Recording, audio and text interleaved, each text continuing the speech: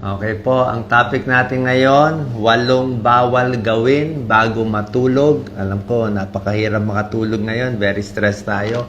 So, walang bawal gawin bago makatulog. At mamaya, tuturo ko rin yung mga 10 dapat gawin para makatulog tayo. Doon muna tayo sa bawal. Number 1, baka guilty kayo dito, kumakain ng marami sa gabi. Yan. Pag marami kakainin mo sa gabi, bawal yan. Kasi sasakit ang tiyan mo, pwede kang bangungutin, hindi ka matutunawan, gabi na dapat nga sa gabi, mas konti kakainin. Pag sa gabi, kumakain ka ng mga spicy foods, lalo na sa gabi, yan, mapapansin mo, maasim man yan. Impacho, mag-GERD ka.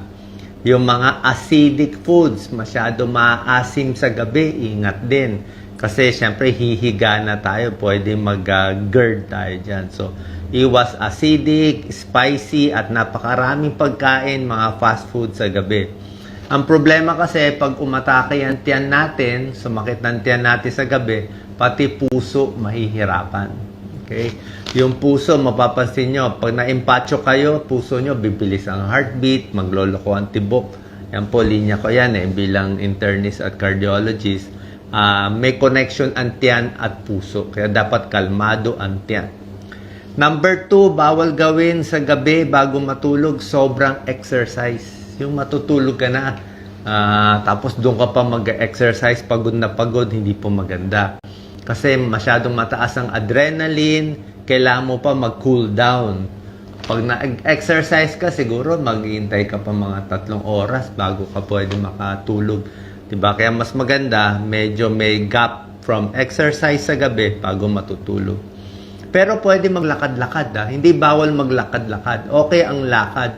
Wag lang yung heavy exercise. Number 3, bawal gawin. Gawain to ng kababayan natin lahat.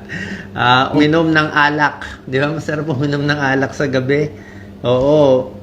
Pag umiinom ako ng alak ng bata pa ako, mahilig ako mag-beer na. Mga 2 beer. Pulutan ko pa nga spaghetti nakakaya. Kasi nagtitipid dati spaghetti pulutan sa beer, di bagay. Pero ang point is, pag uminom ka ng alak, malalasing ka, maantok ka, pero pangit ang sleep quality. Okay? Hindi mahimbing ang tulog, tsaka hindi maganda ang tulog mo, tapos paggising mo, may hangover ka pa, masakit pa ulo mo, sobrang alak, mamumutla ka pa, hindi rin maganda. At tataba ka. So, iwas alak. Huwag gamitin alak pampatulog. May kilala ko, isang tao, ginamit niya alak gabi-gabi, pampatulog. Every night. After siguro mga 5 years na stroke. Na-stroke siya, may pumutok sa ugat. Kasi nga, ang sobrang alak, hindi rin maganda sa ugat, sa utak. Kaya na hemorrhagic stroke siya. Number 4, ito bawal gawin sa gabi.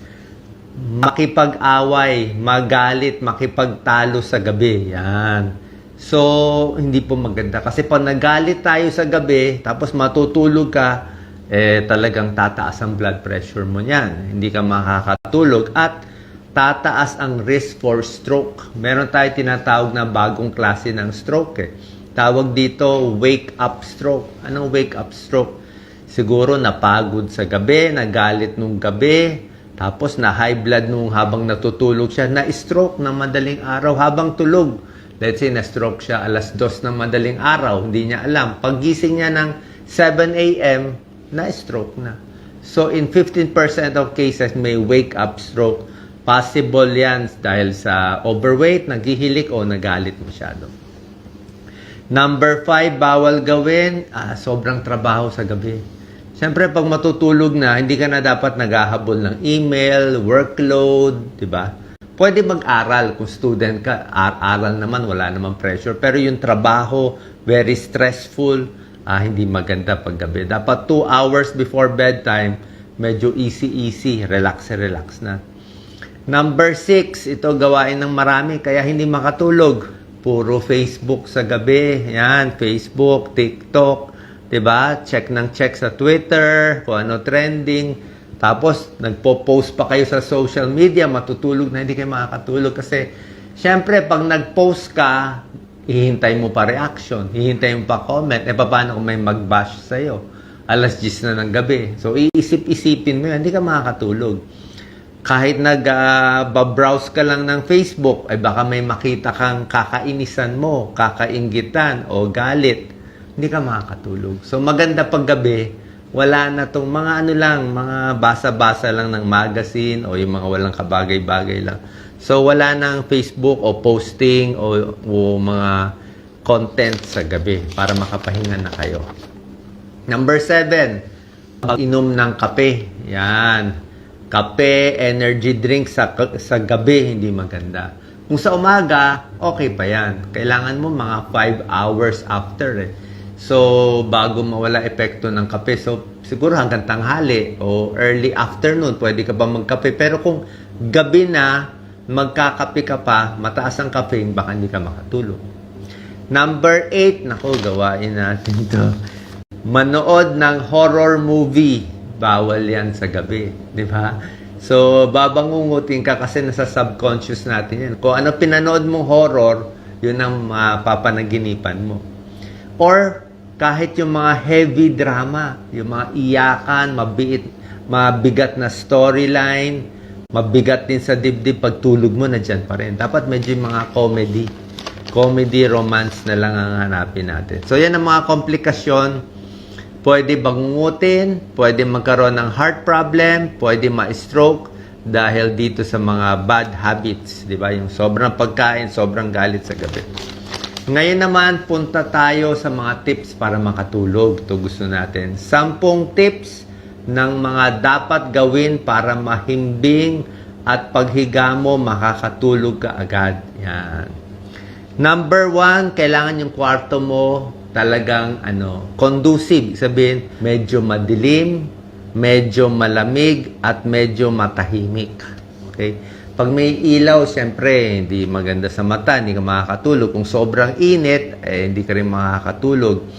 Actually, pinakagusto ng katawan, temperature, 25 degrees. Nakita nila, 25. Kaya lang, minsan mainit dyan sa atin. Dapat tahimik yung kwarto. Kung ang bahay mo tabi ng main road, tabi ng LRT, MRT, oo, makakatulog din ako. Actually, isang bahay namin tabi ng MRT. Kaya lang, yung katawan mo, kahit tulog ka, naririnig niya yung ingay. So, stress ka pa rin. Ulitin ko kahit tulog ka, pag maingay yung MRT, naririnig mo, nai-stress ang puso mo. May stress pa rin doon. So, siguro mag-earplugs na lang o lagyan ng takpan na lang yung mga bintana, mabawasan yung ingay. Number 2, pwede makinig ng music. Okay? Mga instrumental music, pamparelax na music. Malaking bagay ang music para sa nervyos, panic attack, pampatulog. Number 3, ang huling kain mo dapat mga 3 hours before sleeping. Light dinner lang. Diba? Mas light lang kakainin. Total, matutulog ka na So, pag ang tulog mo alas 10 ng gabi, huling kain mo dapat mga 7 p.m. So, 7 p.m. para may 3 oras na matunaw mo na yung pagkain. Actually, kailangan mo 4 na oras Pero pwede na 3 hours. 7 p.m., 10 p.m. ang tulog. Tapos, pag marami na kain nyo, para matulungan yung digestion, pwede maglakad-lakad. Huwag uupo. Okay? Pwede maglakad. Kahit 10-15 minutes lang kung naparami kain mo, lalo na kung maraming kabag. Maglakad-lakad by gravity. Pag nakatayo ka, mas bababa yung kinain. Pag naglalakad, mas gagalaw yung bituka, yung stomach, yung small intestine, mas gagalaw, mas matutunawan, mas ma-empty yung tiyan. Kasi mahirap matulog na may laman yung tiyan natin na pagkain. Kasi aakyat yan paghiga natin. Number 4, ilista mo gagawin mo next day. Okay? Imbis na matutulog ka na, naisip mo na ko, may gagawin ako bukas, nakalimutan ko. Ilista mo na lahat. Ito gagawin ko sa umaga para okay na. Minsan ako, like kami ni Doc Lisa, nakahanda na. Anong baro susuotin bukas, anong gagawin. Medyo prepared na. Para pagising sa umaga, baka nakalimutan mo na dyan na nasa lamesa mo, nakita mo pa. Singit ko na rin dito sa number 4, inumin yung maintenance medicine. Wag na wag kakalimutan. Kasi maraming maintenance medicine, maganda inumin sa gabi. Okay? Tulad ng gamot sa high blood. May pag-aaral ang gamot sa high blood, maganda inumin sa gabi. Kasi nga, mataas ang incidence ng stroke and heart attack sa umaga. So, pag sa gabi mo ininom, protected ka hanggang umaga. Kung sa umaga mo pa kasi iinumin, baka pagising mo, doon na ma-stroke. Hindi ka na makahabol ng inom ng tableta mo. So, yung gamot sa high blood, gamot sa diabetes after meals, gamot sa cholesterol, iniinom din sa gabi. Kasi tumataas yung cholesterol sa madaling araw din. So, usually sa gabi binibigyan gamot. Yan na number 4 tip. Number 5, pampatulog, basa lang, relax lang, yung mga walang kabagay-bagay, yung mga hobbies, kalikot-kalikot, yan na, yung papahinga na, pa-cool down na yung utak natin. Number 6, pwede maligo ng maligamgam na tubig. Lalo na sa senior, edad 50 pataas, ang advice ko, warm water, papaligo, yan ang relaxing sa katawan. Kasi temperature natin 37 degrees eh. So pag medyo warm, relax yung katawan mo. Mainit, marirelax yung muscle mo. Masarap maligo sa gabi para yung buhok mo malinis. Hindi madudumihan yung unan, hindi ka magkaka-pimples. Huwag maniwala sa maling paniniwala na mga magiging anemic pagligo, wala naman. Yung mga taga-ibang bansa, lahat naliligo sa gabi. Tsaka madumi tayo buong araw. So, sa gabi maganda maligo. So, warm bath. Bakit hindi malamig? Okay? Kung bata ka pa, okay lang maligo ng malamig. Kaya mo yan. Pero, pag may edad na, minsan, yung change in temperature, hindi kaya ng katawan. Yung mainit katawan mo. Tapos, biglang malamig. So, pag malamig, pipilitin pa rin ng katawan na painitin yung katawan. So, pag may edad, medyo nahihirapan. Huwag nang ipilit. Tsaka yung mga may heart problem, may sakit sa puso, nagbuhos ng malamig sa dibdib. May kilala ako na heart attack nun pagbuhos niya ng malamig. So, iwas na rin. Kasi napagod, siguro nalamigan, minsan humihina immune system. Kaya nga pag nauulanan ng malamig, napawisan. Actually, kaya nagkakasakit, humihina immune system. Nalamigan kasi. So, hirap yung katawan magpainit. Number 7, dapat, syempre, count your blessings for the day, di ba? Be grateful. Sabi ko, huwag mainit ang ulo, matutulog na, pasalamat tayo, nakatapos tayo for the day. Number 8, syempre, mag-meditate, magdasal. Yan naman, di ba? Blessing. Para maganda ang gising. Every gising is a blessing, di ba? Number 9, ito po para lang sa may asawa. Okay, para sa may partner, hindi para sa lahat. Para lang sa may asawa, pwede yung pakikipagtalik sa partner sa gabi. May tulong din yung pampatulog actually sa lalaki at sa babae. Pero para lang sa may partner. Sa walang partner, kalimutan ko nyo na yung number 9 tip. Number 10, maganda rin gawin bago matulog, stretch konti. Ini-stretch natin ang binti. Kasi ang daming pinupulikat madaling araw. Bakit pinupulikat? Pwedeng kulang sa tubig na inom, dehydrated, pwedeng matigas yung muscle, or kulang sa stretch. Okay? Kung pinupulikat. Minsan din nalalamigan. Kung may aircon kayo, pag nalalamigan yung paa, o bigla mo nauunat yung paa mo, napupulikat din yan. Okay? Ako rin, gusto ko rin, let's say, kung malamig, kung may aircon kayo, maganda may takip din yung tiyan Pag nalalamigan yung tiyan, nakukulo yung tiyan ko So, medyo warm, medyo may manipis na kumot, minsan may tulong siya. Yung iba nagpapamassage, okay din yung massage bago matulog. May tulong din yan. So, ito po ang mga tips natin. Gawin ito para mahimbing ang tulog. Pero basically, ang pinaka-problem is stress pa rin yung tao kaya hindi makatulog. Anong pwede inumin para makatulog sa gabi? Okay? Ang pinaka-supplement na pwede, ang mga melatonin, baka may tulong konti, although hindi ganun kalakas, pwede rin yun. Vitamin B complex, pwede naman, pamparelax, kaya lang nakakagana kumain ng vitamin B, baka tumaba kayo. Chamomile tea, maganda chamomile tea, pamparelax sa gabi, pwede. Pwede rin saging, may tryptophan, pamparelax. Saging, gatas, pwede rin. Kung wala kayong lactose intolerance, gatas, saging, light lang, wag lang spicy sa gabi, tapos lang. Tapos kung meron kayong GERD, katulad ko, may GERD, dapat yung higa mo medyo 2 unan. Ako 2 unan medyo nakataas. para nakababa muna tapos relax lang para hindi maipit. Huwag din yung masikip na shorts o pajama para hindi din maipit yung tiyan natin. Pagdating sa sleeping pills, hindi natin masyado pinapayo. Mahirap din bumili ng sleeping pills. So, ito po.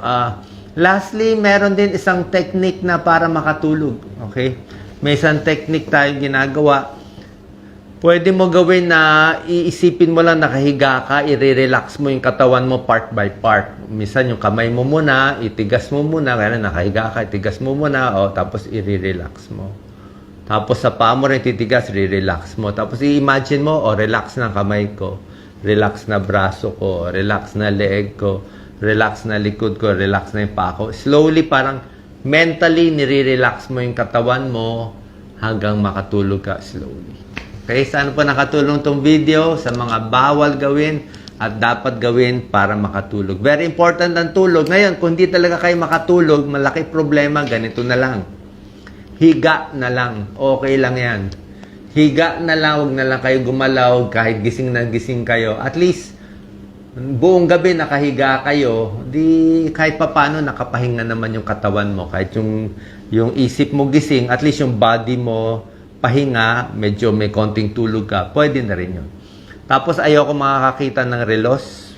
Pag nakita ko yung relos, lalo lang ako ni makakatulog eh. Yung nakita mo, 1 a.m., 3 a.m., gising pa ako, may meeting ako, lalo kang maiinis lang. So maganda nakatago yung relos, hindi mo naririnig yung mga tik-tak, tik-tak, yan mga pampa-stress sa atin. So sana po nakatulong to, share po natin sa ating kababayan. God bless po.